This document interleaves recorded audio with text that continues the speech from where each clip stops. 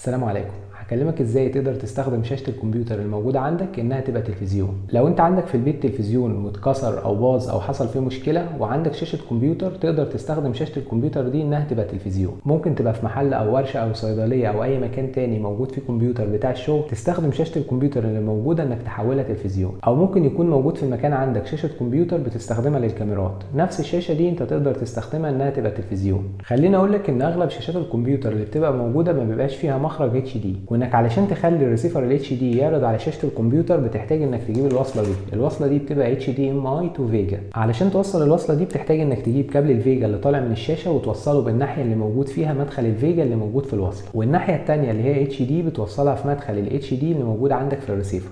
علشان توصل الصوت هتلاقي جاي مع التحويله وصلة صوت، بتوصل ناحيه من وصلة الصوت في التحويله في المكان ده كده، والناحيه التانية من وصلة الصوت بتوصلها في سماعات موجوده عندك، او وصلة السماعات اللي موجوده عندك في السماعه ممكن توصلها مباشر في التحويله. المفروض بعد ما بتوصل التوصيلات دي الريسيفر بيعرض عندك على الشاشه. لو انت وصلت التوصيلات دي والريسيفر عندك ما عرضش على الشاشه، بتحتاج انك تظبط شويه اعدادات خاصه بالريزوليوشن بتبقى موجوده في الريسيفر، ويفضل وقتها انك تروح لحد شغال فيهم يظبطها لك. الوصله دي برضه هتستخدمها لو عندك لاب ما فيهوش غير اتش دي ام اي وعايز تعرض اللاب على شاشه كمبيوتر. كل اللي هتحتاجه علشان تعرض اللابتوب على شاشه الكمبيوتر انك تجيب وصله الفيجا اللي موجوده في الشاشه وتوصلها بالناحيه اللي موجود فيها فيجا في التحويله، والناحيه اللي موجود فيها اتش دي بتوصلها في مدخل الاتش دي اللي موجود عندك في اللابتوب علشان اللابتوب وقتها يقدر يعرض على الشاشه. التحويله دي هتلاقيها موجوده في المحلات ب 50 جنيه.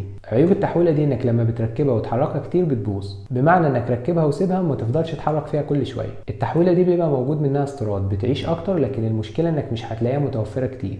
وفي النهايه اتمنى الفيديو يكون عجبك، وما تنساش اللايك والسبسكرايب، ولو عندك اي سؤال سيبه في التعليقات.